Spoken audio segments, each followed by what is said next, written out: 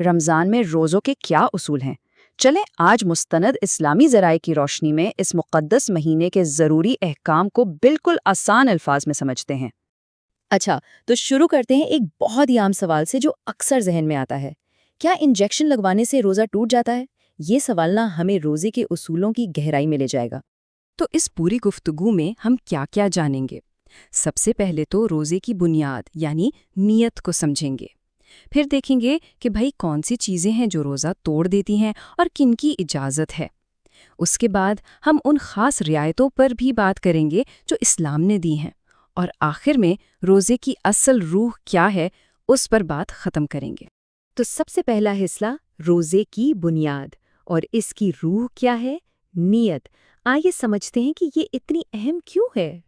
تو نیت ہے کیا؟ دیکھیں، سادہ لفظوں میں نیت دل کے ارادے کا نام ہے۔ زبان سے کچھ کہا جائے یا نہ کہا جائے، اصل چیز دل کا ارادہ ہے۔ یہ اتنی بنیادی شرط ہے کہ اگر کوئی نیت کے بغیر پورا دن بھی بھوکا پیاسا رہے نا تو اس کا روزہ شمار نہیں ہوگا۔ یہی وہ چیز ہے جو ایک عام بھوکے رہنے کے عمل اور عبادت میں فرق پیدا کرتی ہے۔ اور یہاں دین میں ایک بڑی دلچسپ سہولت بھی دی گئی ہے۔ نیت کے وقت میں کافی لچک ہے۔ ایسا نہیں کہ صرف رات میں ہی نیت کرنی ہے، بلکہ اگلے دن زوال سے، یعنی جب سورج بالکل سر پر ہوتا ہے، اس سے تقریباً 1.5 گھنٹہ پہلے تک بھی نیت کی جا سکتی ہے۔ بس شرط یہ ہے کہ اس وقت تک کچھ کھایا پیا نہ ہو۔ چلیں اب آگے بڑھتے ہیں اور بات کرتے ہیں ان چیزوں کی جو روزہ توڑ دیتی ہیں، اور یہ بھی دیکھیں گے کہ ان کے نتائج کیا ہوتے ہیں، یعنی قضا اور کفارے میں کیا فرق ہے۔ اب ذرا اس ٹیبل کو دیکھیں، یہ ایک بہت ہی اہم فرق واضح کر رہا ہے۔ دیکھیں، اگر کوئی جان بوجھ کر ارادے سے کھاتا پیتا ہے تو اس سے قضا بھی کرنی ہوگی اور کفارہ بھی دینا ہوگا۔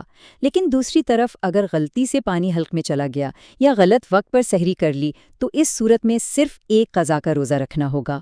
تو یہاں نیت اور غلطی میں ایک واضح لکیر کھینچی گئی ہے۔ کفارہ یہ کوئی معمولی چیز نہیں ہے، یہ روزے کی حرمت کو جان بوجھ کر توڑنے کی ایک بہت سنگین تلافی ہے۔ اس کی صورتیں کیا ہیں؟ یا تو لگاتار 60 روزے رکھنا یا پھر 60 مسکینوں کو 2 وقت کا کھانا کھلانا۔ قدیم زمانے میں غلام آزاد کرنا بھی شامل تھا، جو اس عمل کی سنگینی کو اور بھی واضح کرتا ہے۔ اچھا، اب آتے ہیں کچھ ایسے معاملات کی طرف جو اکثر الجھن پیدا کرتے ہیں، یعنی مکروہات اور جائز امور۔ کیا ناپسندیدہ ہے اور کس چیز کی اجازت ہے؟ یہاں پر جو اصول ہے نا وہ ہے احتیاط کا۔ جیسے ٹوتھ پیسٹ کا استعمال مکروہ سمجھا جاتا ہے، کیونکہ اس کے حلق میں جانے کا خطرہ ہوتا ہے، جبکہ مسواک جو ایک قدرتی ٹوتھ برش ہے اس کی پوری اجازت ہے۔ اور ہاں، وہ جو شروع میں سوال تھا انجیکشن کا، وہ بھی یہاں واضح ہو رہا ہے۔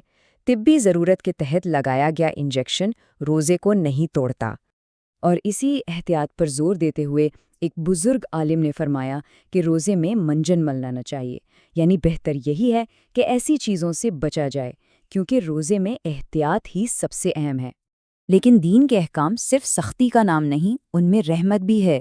تو آئیے ان جائز رعایتوں کو دیکھتے ہیں جن کی بنیاد پر کوئی روزہ چھوڑ سکتا ہے اور بعد میں اس کی قضا کر سکتا ہے۔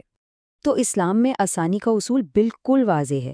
دیکھیں، اگر کوئی شدید بیمار ہے یا طویل سفر پر ہے یا جیسے حاملہ خواتین ہیں یا وہ مائیں جو بچوں کو دودھ پلا رہی ہیں، ان سب حالتوں میں روزہ چھوڑنے کی اجازت ہے تاکہ کسی کی بھی صحت خطرے میں نہ پڑے۔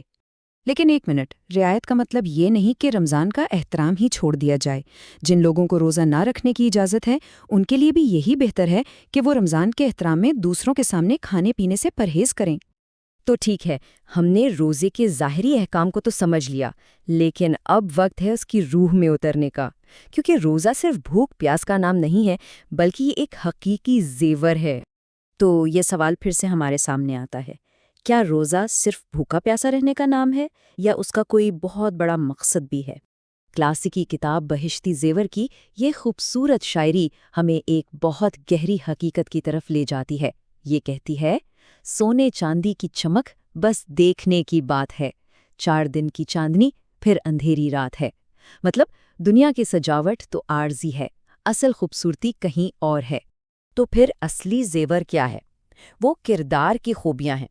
یہ شاعری ہمیں مشورہ دیتی ہے کہ سر پر عقل اور دانائی کا جھومر سجاؤ اور ہاتھوں کے لیے ہنر اور محنت کو کسی بھی کنگن سے زیادہ قیمتی سمجھو، جو انسان کی قابلیت کی اصل نشانی ہے۔ اور سب سے بڑھ کر پاؤں کا سب سے اچھا زیور کیا ہے؟ نیکی کے راستے پر ثابت قدم رہنا۔ یہی ہیں وہ اصلی زیورات جو انسان کی حقیقی قدر و قیمت کو بڑھاتے ہیں۔ تو آئیے اس رمضان ان ظاہری پابندیوں کے ساتھ ساتھ ان باطنی زیورات کو بھی اپنانے کی کوشش کریں، یعنی عقل، نیکی اور صبر، اور اپنے آپ سے یہ سوال پوچھیں کہ اس رمضان ہم خود کو کون سے اصلی زیور سے آراستہ کریں گے۔